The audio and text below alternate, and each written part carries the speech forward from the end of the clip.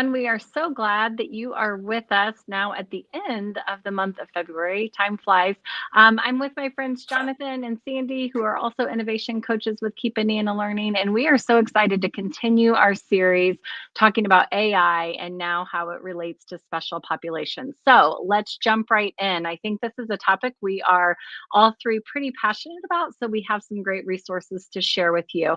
I decided just to stick with Magic School for this episode because I do think there are so many places where students, families, and teachers can find benefits and really total transformation when it comes to AI and education. So I didn't want to move on without talking about AI and accessibility, especially how as it relates to using Magic School. And a lot of the AI platforms include many accessibility features, but as you can see, there's a pretty large list of accessibility features with Magic School. And that means I'm using it with kindergartners all the way through our high school seniors that we're getting ready to send out into the workforce or military or preparing them for college. And really, in our district, we are taking that really seriously that AI is here. We need to prepare the students for how to use it responsibly and ethically. And then this accessibility piece is really just leveling the playing field for everyone. So I won't read through all of these, but it is really great. You can level text at the touch of a button, translate text. There's choice board options to support the universal design for learning. It can serve as a companion when a student is working at home and they need a collaborator or they need some feedback on their writing, especially if someone is not available at home or maybe there's not someone who speaks English at home that can help the student with their work. So just so many features that are really going to level the playing field for our students. And as we're moving on, and looking at leveraging AI for special populations. I put together a presentation and I thought, oh, this is really good stuff. Let's talk about the high ability learner and how AI can continue to help them. To enhance their learning experience and also encourage creativity. Early on, when we were really getting our feet wet with AI, I heard a lot of people say this is going to do the thinking for them. They're going to lose their creativity. And we've seen the exact opposite effect in our district. Our students are so motivated. We're using the writing feedback tool and they are getting the instant feedback so they can turn right around, make the adjustments, and then see the feedback again where their score is improving if it's getting graded against a rubric. And so that has been a really big game changer. But there are just some other ideas here for how we could leverage AI for the high ability student. And I also wanted to point out that a Magic School AI came back with a 93% privacy rating from Common Sense Education, which I think is pretty amazing. They're always striving to be better, but you can see the comparison on the left. I think it's like 48% for ChatGPT to be used in the education setting. And if you've used ChatGPT, you understand the difference between these two platforms. I use ChatGPT all the time, but that wouldn't be my choice in the classroom as I'm teaching students how to use these generators and how to use it responsibly and ethically and effectively, and not just to look for shortcuts and quick answers to things. Lots of ideas here, loving the image generator, teaching kids how Jonathan's going to talk about prompting in a minute, but what a skill we have realized that is, especially when you're looking to generate images and very specific images, things you can't just find on Google. So we have, the ability to create something now, but how it does take practice and time to be able to really get the output that we're looking for. So lots of resources here for you to click on in the show notes to grab some Smekins writing materials. And then we have some AI and computer science posters that were put together by Next Tech and the Department of Education that you can grab, and then some other DOE guidance for AI that I linked on here. And just a quick look at some of the supports on the student side. And I know we're talking about special populations, so I think about those special groups, but I also think things that are really great for high ability students and special education students and our multilingual learners are really great practices for all of our students. And so there's actually a support button on the student side that will show generators that will help support students across multiple disciplines. So there's some great ones here, social stories. Maybe there's some things that a student would like to, collaborate back and forth with or ask questions about, hey, if this situation comes up at school, how do I handle this? And maybe it's not something that they want to raise their hand and ask their teacher about in class. There's just some really great things on here that I think would support students of all abilities. And then there's a great chat bot. The Raina is their chat bot. So there's a great chat bot where if there's not a tool or the students are like, I don't even know what tool I would use for this, the chatbot does a really great job of supporting the students back and forth as well. If we go on, we can then see how special education teachers, but also high ability teachers, all teachers can be supported. There's that same student support button on the teacher side.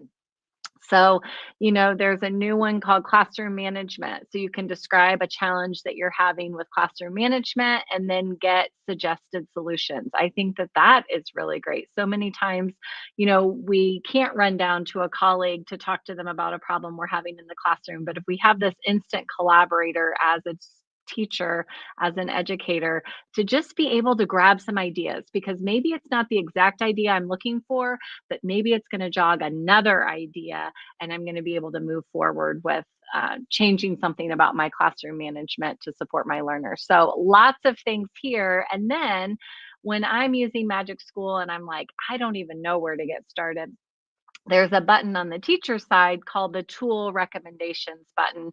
And really, it's just like, hey, here's what I want to accomplish. What tool is going to help me accomplish that the best? And so I've gone there many times when I'm helping teachers plan lessons or trying to think of creative approaches. And that's a great tool as well. And then lastly, just some of my favorites on the teacher side, on the student side, just things that we can use that are going to support all of us. There's a vocabulary based text where you as a teacher can take all of the vocabulary you're teaching the students, and we don't always find it in one piece of text, but you can type them in and it will generate a piece of text that includes all of the words in context so that students can practice seeing these words in context and not just learning them by word and definition. There's another great one that it will generate a vocabulary list for you. So you could say, I'm reading this novel in class and I need 10 vocabulary words that are at a third grade level to help my learners. And it knows the text and it pulls out the words and the definition. So it's just some things that are some heavy lifting in education where I could flip through the book, right? And I could find the vocabulary, or I could have a little assist on that heavy lifting. And then one of the newest features in Magic School is being able to set up this template room. So I'm working with teachers and I know these tools are super great. So let me give you an example. We're preparing for the SAT at our high school here next week, like everybody else. And so I set up a room to help students prep for the SAT. So I put in, the SAT prep generators and the Quiz Me generators and 4 or 5 generators into this space. I set up the room. I can go in, share the template for the room, and then send the link to teachers. And all they have to do is click the link, name the room, whatever they would like to name it, and then share it with students. And it's already created. So again, helping if there's something I'm already doing, I can share something back with my team that's already created to send to students. So I love that. And then I can't wait to hear what Jonathan has to say about prompting and helping these diverse learners. So Jonathan, I'll let you take it away. Yeah, thank you, Karisa. I'm just going to be talking about the 3 different categories of our special populations. So I'm going to share a couple of prompts that we could use to support our multilingual learners, our students with disabilities, and our students that are high ability. So these, again, are just a few prompts that you could use, but of course, there's different needs that these different groups of students need. So be thinking about ways that you can create prompts similar to these that are very descriptive and will help you in supporting these special populations. So One of the things our district just went through right on the actually Valentine's Day was PSYOP training.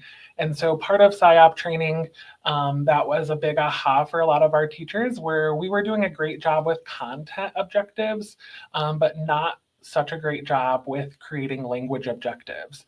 And language objectives are just ensuring that you're creating an opportunity during that lesson of content for students to be speaking, listening, illustrating, reading, or writing. And so our teachers were thinking a little bit more about what those language objectives could look like and sound like, and we practiced together. And then we also thought about, okay, how could AI support us with this? So we had a few teachers take their content objectives type them into Gemini and say, what are some different options of language objectives that could match this particular content objective? And there were tons of great ideas that came from that. Also, a lot of times our multilingual learners might not have the same background knowledge as their peers in the classroom. And that's a great thing to celebrate, but also it's a challenge for those students if the content that you're delivering is something that many of the other students can relate to in their daily lives. So in that building and activating background knowledge realm, one of the things that you could type in as a prompt could be to create a list of ways that you could build background knowledge about the American Revolution, for example. You could type in any topic, but it would give you great ideas and resources to support that work. And then another difficulty that sometimes happens is during turn and talk or during writing time, our multilingual learners might need additional support in creating sentences, and they might need just that scaffolded support. And so providing student-friendly definitions, example sentences, and visuals are really helpful for this, but it can also help you develop sentence frames for students. So this is a prompt that might help you develop those sentence frames together with students, and also just be more concrete with how you're sharing that definition of a new word with a multilingual learner. Students with disabilities, again, as Karisa said, even those multilingual learner strategies and these strategies and high ability, it's helpful to all. So multisensory approaches to learning are helpful to all, but we know sometimes students with disabilities need that different approach to learning.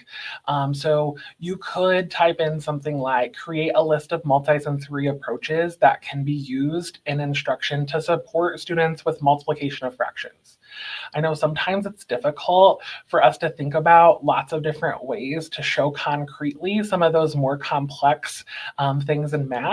So using an AI could help you think through different tools that you have and what you could use to support that understanding. Also, thinking about assistive technology, thinking about different tools that you could use to support students with different needs, and just typing in what that need is with a particular student. And there will be tons of different ideas. And then you can even question it further, like, this is the device that my student has. How can I actually access this tool? And go further with that prompting so that you can be better educated on how to unlock and enable those tools. And then one of the big things that students with disabilities oftentimes need support with is that self-advocacy piece and ensuring that they have the opportunities that they need to be successful. So again, back to the social stories Karisa was sharing, one could be around that self-advocacy piece. Maybe a student needs closed captioning in the videos that you're providing for them, and they're not getting that with a different teacher in the building. And so working through some ways to talk about that with the student so that they're able and comfortable to approach a staff member that maybe that's not happening in that classroom for that particular student. Or just in the real world if they need that closed captioning piece. And then students that are high ability, there are tons of different ways that we can support these students, but here are a few prompts that might support. We know that our high ability students oftentimes just need 1 to 2 reps to learn something, and our students that might be considered general education might need 7 to 10 tries to master something. And so a lot of times our high ability students are sitting through that practice several times, and we start to see behaviors, or they just start to disengage and it's not helpful to them. So providing independent learning opportunities for those students is really important. Designing a project-based learning activity that allows students to explore a particular topic in a creative and independent way could be a prompt that you type in, and it could provide you with a list of even choices that you could then share with that student and ask, which one do you want to try, and work towards. Also, sometimes our high ability students, we don't know exactly where gaps in their understanding might be. Sometimes we need to go deeper with our content when we're working with a high ability student, and sometimes we need to accelerate curriculum. We just don't always know. And so you could use AI to ask it to generate a list of pre-assessment questions or tasks that can be used to gauge a student's prior knowledge of a topic. And if you're noticing that they're doing somewhat well with those lower level thinking questions within that standard, you might take the opportunity to go deeper with that particular standard. If you're noticing they're doing well with all of it, you're going to want to accelerate them so that they can learn more content and try to practice those more advanced skills. And then lastly, developing communication. Sometimes our high ability students have a lot of great thinking happening up in their head and aren't always able to communicate that well. Many high ability students don't want to show their work, for example. So you could create opportunities using AI to design a debate activity that allows students to explore different perspectives on a topic, and that gives them opportunities to practice that conversation, and then also write different debate speeches that they might have as they have thoughts about different content areas. So again, many different ideas here, but again, we know these learners have lots of different needs, and so you definitely would need to make adjustments to these prompts to make sure that they meet the needs of those learners. I'm going to turn it over to Sandy next as she talks to us a little bit more.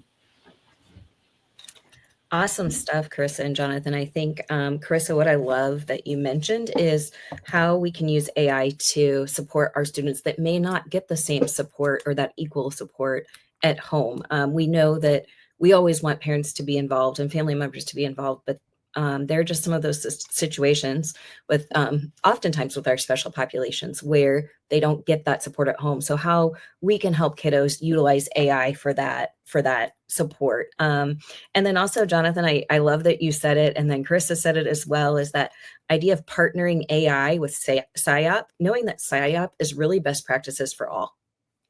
So thinking about how complex SIOP can make you feel and, overwhelmed when you're doing it, but AI can really help simplify that process, and really doing it for all kids is really what's great. So I love that you guys both mentioned those. I wanted to talk about real quick, so the using AI and with our early childhood teachers and our kiddos that are EC. So using this website 0 to 3, I found this really great article that I think we may have talked about in the past, but I really wanted to focus in on how we can use it for inclusivity. So I love that part, the potential to enhance education, communication, and inclusivity with AI. I think that is huge. So I first saw, and this article started with the definition of AI, and I really liked this one. So artificial intelligence is about software and computer systems that solve problems, make decisions, and interpret information. While that might sound like any software, the intelligence is the key. So I think lots of times we think it's, it might just be Chat GPT or something that's going to do something for me, but it is a broad range of how we can look at software and computer programs to help make sure we are creating inclusive environments. So a couple of things that this article really talks about is that the interfaces meet the needs of all users. So we think about kind of that group of kiddos that it's going to really support the most of, but we really want to start to look at what are some of those interfaces that support all users, every kiddo that we have in our classroom, whether it's high ability, our on grade level kiddos, all the kiddos that we've talked about, MLL, SPED, our early childhood kiddos that are learning their speech and language development. thinking about how AI can help to gamify learning and combines the tools. So what I really was thinking about with this is our speech and language development of our early childhood kiddos. So how can we use that? How can we create some avatars who look like our kiddos that can help them speak? Using AI for social practices. A lot of our early childhood kiddos are lacking that social experience. Even for my own kiddo, who was at home with me until she was 3, maybe lacked some of that social exposure. So how can we utilize AI to expose our early childhood kiddos to some of those social experiences that they didn't have before? And again, these are just things to think about. So thinking about the prompts that Jonathan mentioned, thinking about the tools and Magic AI that are there, looking at these and how can we use their 2 ideas, the prompts and Magic School, to help create some of those social practices. Magic School has that embedded in, and Jonathan has those ideas for prompts on how to help you do it. And then really thinking about how do we create that adaptive learning environment, so that all of our kiddos in the EC classroom can really meet and excel early on so that they are ready to go when they hit kindergarten. And then the next slide, this is a TED Talk, and she was just so inspirational. And so she started with this question: what if AI could help children speak without words? And so I just took a second to think about how many kids in my career, how many kids as an adult, as friends whose kiddos can't use their words for different reasons. Maybe they just are a little bit behind on developing their language.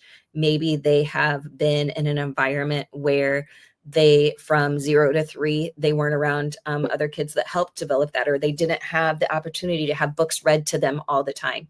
Kind of from a recent experience, maybe it was a kiddo that's been in the hospital, that was in a severe situation, was in the hospital for the first 2 years of their life.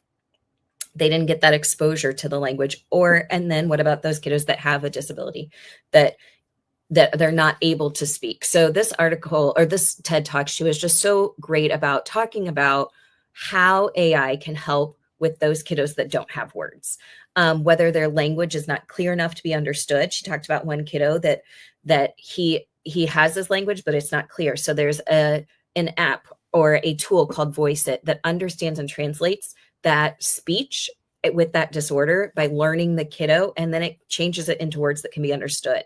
As a teacher, especially an early childhood teacher, thinking about what it's like when we get those kiddos who are a challenge to understand, thinking about how this tool could really give that kiddo who is frustrated to communicate their emotions, who is sad because he wants to tell you about his birthday over the weekend. This tool can help do that. I also love that this quote that I pulled from this: too often AI is designed with the idea that the user can already speak, read, or write fluently. So I'm just going to pause there for a second and think about how many AI tools that we use that are already assuming that I can speak, read, and write. Okay. And what I love, again, what Karisa and Jonathan both did is they gave us ways to help with that issue with some AI. We need to expand that vision to create AI that serves everyone, no matter of how they communicate.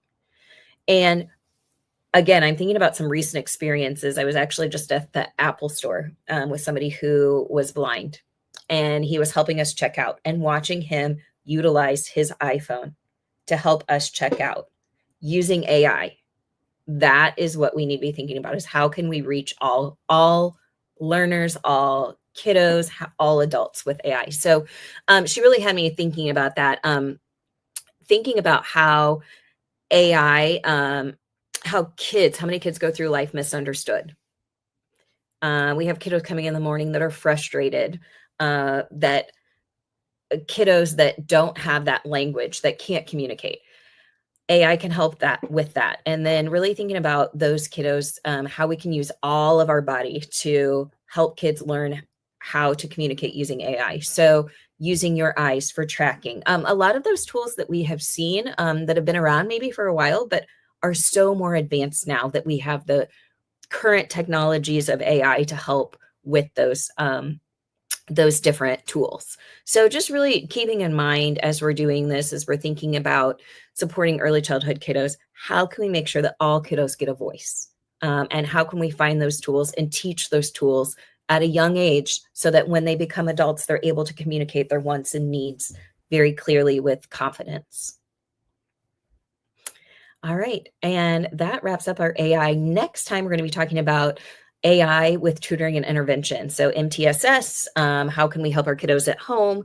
And how can we support parents with understanding how they can support kiddos, maybe that we're working with intervention. As usual, we have our QR code here to fill out a survey, and so excited we had somebody fill it out last time and got a special surprise. So continue to fill out that survey and you will get a surprise from Magic School if you fill that out and share with us your thoughts on using AI with our special populations. And then be sure that you connect with Keep Indiana Learning on Twitter, on X, on our website, Instagram, and feel free to scan our QR codes here for Jonathan, myself, and Karisa, and connect with us as well and share with us how you use AI to support the special populations in your school and in your classroom, and as your child as well, if you're a parent. So we look forward to seeing you next time in March. And thank you. Bye-bye.